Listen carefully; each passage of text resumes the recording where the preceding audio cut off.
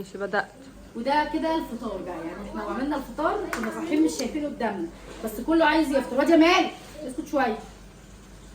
تعالوا بقى شوفوا الفطار. عملنا بيض بالخلطه اللي جايبينها دي، وبيض ساده وفول خلطه عايده جايباه من الشرقيه لحد هنا، وجبنه وبطاطس وجبنه قديمه، والبتنجان اللي انا كنت مخللاه في البيت جبته.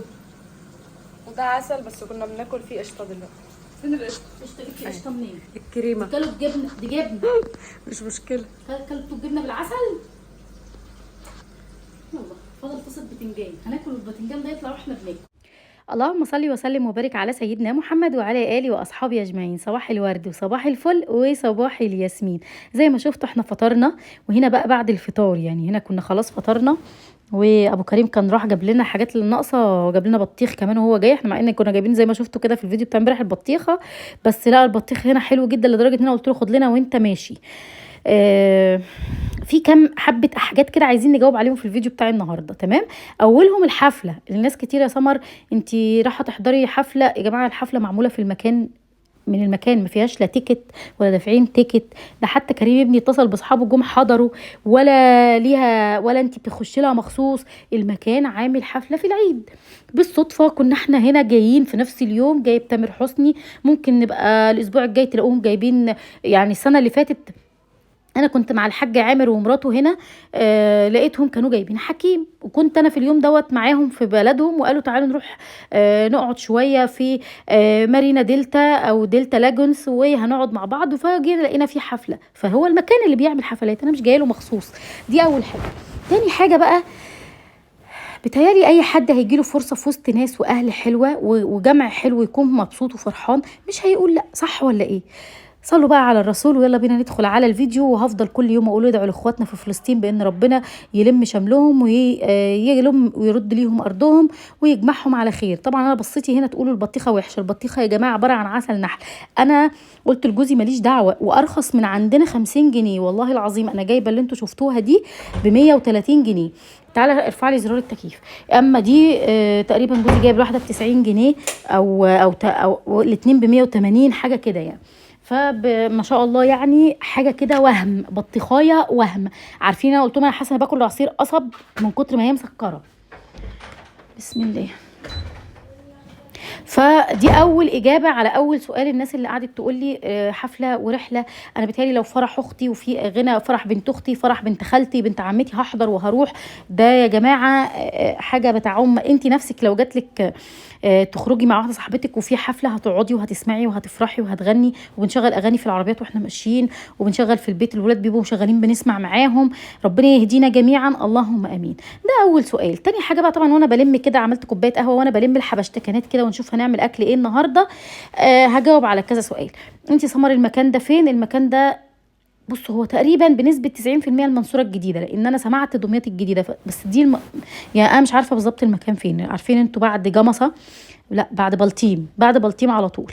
المكان ده كومباوند جديد عاملينه سياحي، عاملين السنه اللي يعني كان السنه اللي فاتت كان اول افتتاح وموجود، واحنا كنا هنا. استنوا بس اظبط التكييف عشان هنتسلق سوا.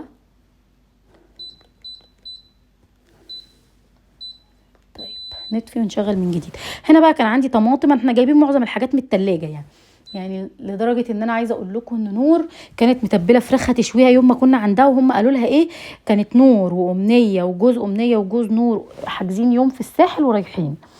احنا كنا رايحين، وكريم ابني كان جايب ولاده صحيح، جايب صحابه وجايين علشان يعني يقضوا معانا يومين بقى. بصراحه احنا خفنا الولاد يبقوا لوحدهم، فقلنا هنروح معاهم.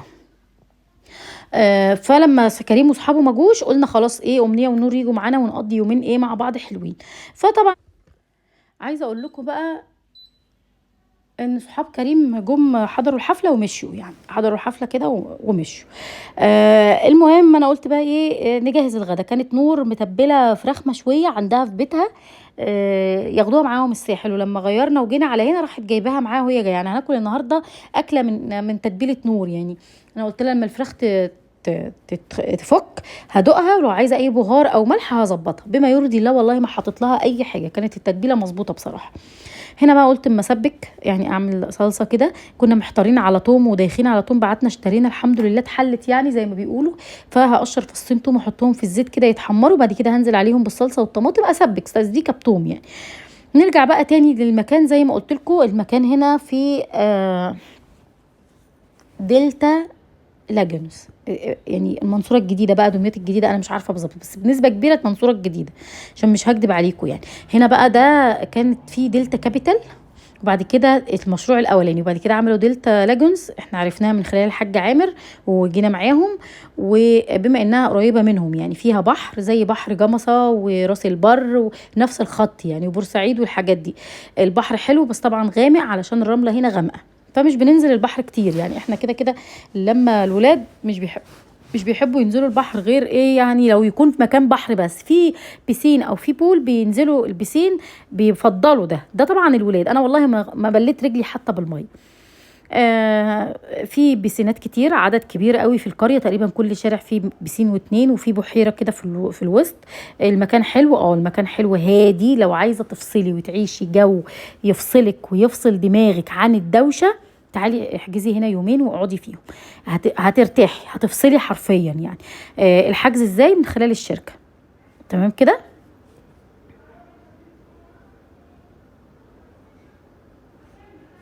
المهم بقى ايه، الصلصه بتاعتي زي ما انتم شايفين اتسبكت. كل ده كلهم بره في البسين، مفيش الا انا وخالته عايده. فقلت لها تعالي نرغي شويه انا وانتي ونجهز لهم الحاجات اللي احنا هنعملها. هم هيعملوا حاجات تانية، هم هيشوا بقى ويعملوا حاجات تانية.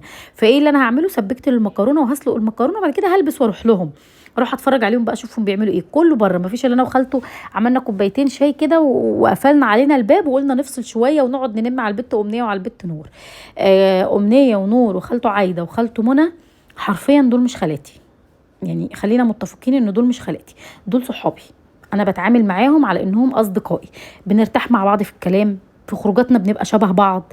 لو انا زعلانه بيزعلوا على زعلي، لو انا فرحانه بيفرحوا لفرحي، بيشيلوا همي. امي واخواتي في حته تانية جماعه، امي واخواتي في حته تانية، في مرتبه تانية، ما بيتقارنوش باي حد في الدنيا. اما نور وامنيه وخالته دول بعد ما هم، مالكيش دعوه لو سمحتي تتكلميش، بعد ان هم اصلا خالتي وولاد خالتي وجنبهم خالته منى وحنان، عشان بس للتوضيح، ومعاهم مياده بنت خالي محمد. دول مش خالاتي ولا ولاد خالي، ولا مش بعتبرهم اهل امي يا جماعه. انا بعاملهم على انهم صحابي، اعتبروا ان احنا شله اصدقاء. عادل جوز امنيه اخ ليا وصاحب لجوزي، بعيدا برضو عن ان هو جوز بنت خالتي. فالمهم ان انا بتعامل معاهم في حته كده. اما امي واخواتي دول يا جماعه ليهم مرتبه تانية، ما ينفعش حد يتقارن بيهم. عشان في واحده تدخل تقول لي تاخديش امك ليه؟ امي اولا ست كبيره ما تستحملش السفر، امي طالعه من دور صعب جدا، ما ينفعش ابهدلها في السفر. ده اولا. دعاء الله يعينها على حالها، وراح مع عروسها اليومين دول، وانا مش عايزه اخدها مصيف وتسمر وابقى انا السبب. حلو كده. متفقين انا وهي ان احنا هنطلع مصيف السنه دي مع بعض والدنيا تمام وزي الفل. فده بالنسبه لامي واخواتي. اما امي كمان اليومين دول اخواتي قاعدين معاها محمود ومحمد في البيت، وهي اللي طبعا بتعمل لهم حاجتهم وبتخدمهم. كل واحده بقى كل واحد مراته راح تعيد على امها، فما فيش حد فيهم في البيت. فمش هقول لامي سيبي اخواتي وارميهم وتعالي معايا. نفسي بس تبقوا عارفين ان مفيش حد في الدنيا هيحب حد اكتر من امه. دي خالتي ودي امي ودي صاحبتي، بس امي في المرتبه الاولى. ما علينا. زي ما قلت لكم احنا واقفين هنا بنرغي وبندردش، وسلقنا المكرونه وعملنا الصلصه. انا كده رديت على 90% من كومنتاتكم بتاعت امبارح. المكان فين؟ حضرتي حفله ليه وانتي حاجه بيت ربنا؟ يا جماعه زي ما قلت لكم الحفله كانت في المكان. وبالتالي امبارح قلت لكم ان انا بحب تامر حسني، بس ما يستدعيش ان اقف الوقفه واتعب رجلي ومشيت اصلا، ما كملتش الحفله اساسا.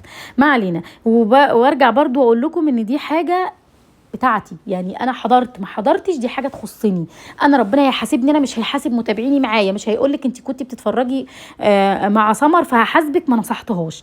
دعوا الخلق للخالق يا جماعه والله العظيم. خلينا بقى مركزين في اكلنا النهارده وفي الفيديو بتاعنا، عشان اللي جاي حلو يعني. اللي جاي من الفيديو حلو. واحنا كنا ايه جنب المكرونه؟ الفراخ المشويه بتاعت نور، تتبيلتها كانت حلوه. فظيعه. ما لسه بقول لهم انا كنت دقتها كده علشان اشوفها عايزه ملح عايزه ايه بهارات. لا والله ما حطيت لها ولا حتى شويه ملح. وطبعا بقالها يومين في التتبيله. نور كانت عاملاها عشان تشويها جنب الاكل، وبعد كده قالوا خلاص هناخدها الساحل عشان هم كانوا رايحين الساحل. وبعد كده راحت المشوار اتلخبط والدنيا اتقلبت، وراحوا جايبينها عليا، فقعدت يومين 3 في التتبيله كمان. فكانت شاربه من التتبيله وقايله بس. جبنا بقى ايه، شحات هنا بقى دور الشحاته بقى جنبنا في الشاليه اللي جنبنا، مش بخبي عليهم اي حاجه، في الشاليه اللي جنبنا الناس عندهم شوايه، فاستاذناهم واخدناها، وقالوا في اي وقت ناس قمه الاخلاق تعملوا اللي انتوا عايزينه براحتكم عشان لا تجيبوها بعد العشاء. ربنا يبارك لهم، ربنا يبارك لها، والله ناس ذوق جدا جدا جدا. احنا يعني قلنا بنسبه كبيره من المحل، لان لهجتهم كده زي بتوع المحل. المهم سبكنا بقى وعملنا المكرونه وسلقنا وشطبنا المواعين، وهنغير هدومنا ونروح لهم على البسين. بتدوري على ايه يا امنيه؟ العيال فاتحين الشنطه خلي باباهم يقفلها لك، معلش يا بنتي، هو المصيف كده، استفادي بقى وطلعي غيار. هنا بقى خرجنا زي ما انتم شايفين، على فكره القريه هاديه جدا، ده تقريبا القريه كلها موجوده علشان الحفله، وعشان دي اجازه عيد، الناس لسه شغلها هيبدا السبت، فالناس اخذت اجازه. انا بقى جوزي كان بيصطاد، وانا قاعده انا وخالته زي ما انتم شايفين بنتفرج عليهم وهم بيستحموا، عمر وخالد وكله بقى. كريم روح مع اصحابه ما كملش معانا اليومين. والمكان يا جماعه تاني بقول لكم والله العظيم المكان هادي جدا، بالليل بيكون فيه قعدات حلوه.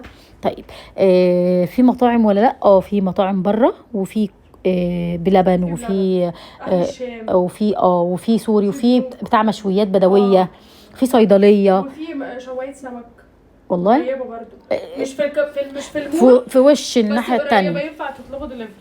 انا عايزه اقول لكم في ناس شافت الفيديو بتاع امبارح وعرفت ان طبعا حفله تامر حسني اللي هم حاضرينها، وتواصلوا مع نور وجم سلموا علينا، بشكرهم جدا على اهتمامهم، وطبعا شرفوني. وفي ناس النهارده كمان كلمت نور قالت لها هتبقوا قاعدين فين بالليل عشان نيجي لكم. وبس كده، امنيه وجوزها طبعا غطسانين بياخدوا غطس، بيشوفوا مين هيكسب. لا اللئيمه استنته لما قرب يطلع وراحت ايه غطسه تاني، قال يعني هو مش شايفها. وهي اصلا مش طايله الارض، انت كنت طايله الارض.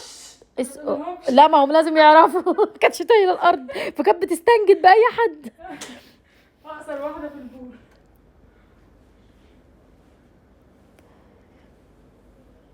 ده كده المكان زحمه جدا كمان، عايزه اقول لكم ان كده زحمه جدا.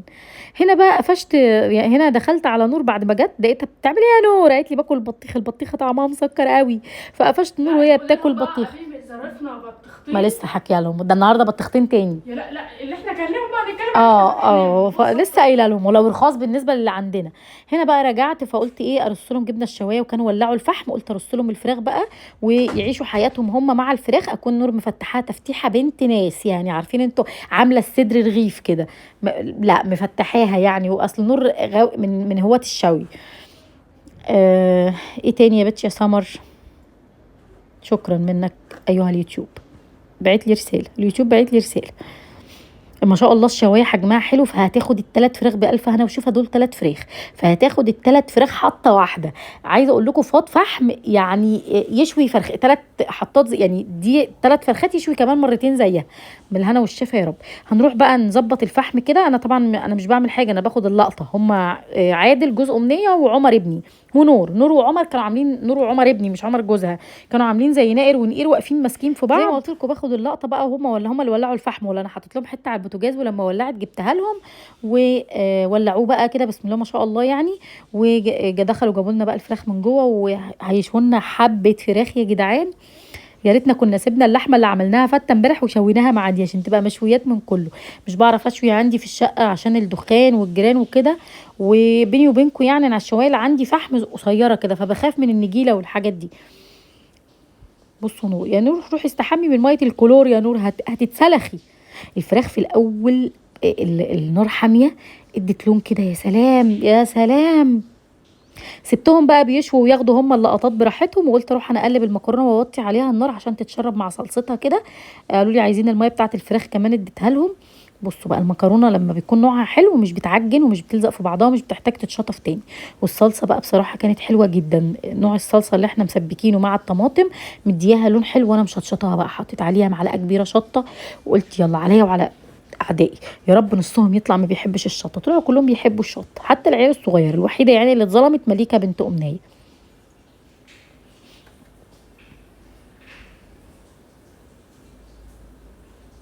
حسيت ان الصلصه دي كتير على المكرونه اللي فاضله، برضو قلت ايه انقصها كده، وبعدين لو عوزناها نبقى نحطها. بألف هنا وشفا يا رب. انا نقصتهم على حلتين عشان يبقى براحتهم. وكمان عارفين المكرونه لما بتتسلق وبتعمل كده بتنفش فبيزيد حجمها. المكرونه اللي بالثوم يا جماعه في حته تانية. جربي لو بتعملي المكرونه ببصل، جربي اعملي لها مره فص ثوم كده من غير بصل خالص، ودوقي جمال المكرونه. جربي تحطي لها حبه شطه. جربي مره من المرات لو هي سباكيتي تحطي لها معلقه صغيره خل. لا لا بصوا، يعني انا مش بعمل مكرونه كتير، يعني احنا مش اكيله مكرونه، بس بحب ان انا لما اعمل مكرونه ناكلها، مش هعملها يعني ايه كده يعني، فاهميني طبعا.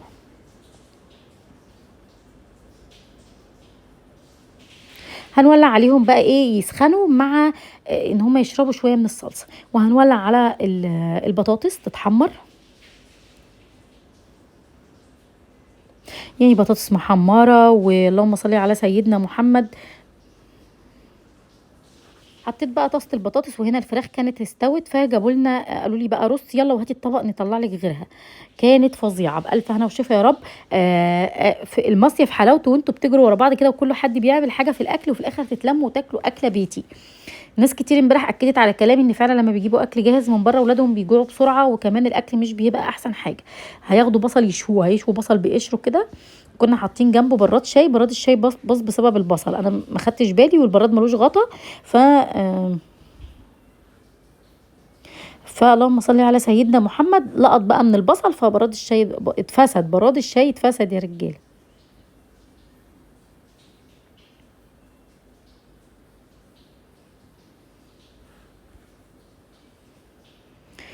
بس يعني عايزه اقول لكم كانت اكله محتاجاكم معانا، ولما محتاجاكم معانا المصيف، يعني لما او تغيير الجو، لان انا مش بعتبر نفسي في مصيف بصراحه، مش هكدب عليكم، مش بعتبر نفسي في مصيف. لان انا المصيف بالنسبه لي بلبطه، انا ما بلبطش. يعني انا ما بلبطش، انا مجرد بلبطه بالاسم بس. انا بقعد قاعده حلوه فانا بقول فسحه عشان انا ما صيفتش. فعشان بس ما تتحسبش عليا مصيف، خليكم ماشيين معايا على الخط. فلما حلوه لموا حبايبكم وتجمعوا، ربنا يديم عليكم اللمه، بحبكم في الله، ربنا يخليكم ليا. احلى واجمل متابعين في الدنيا. زي ما انتم شايفين البصل اهو هغطي عليه بالنار، وقلت بقى عبال ما البصل يتشوي ويلموا بعض اقفل معاكم الفيديو كده. الفيديو بتاعنا النهارده خلص، يا رب يديمكم نعمه في حياتي. بتمنى ان كلامي ما يكونش زعلكم مني، بس حبيت ارد عليكم. باي باي.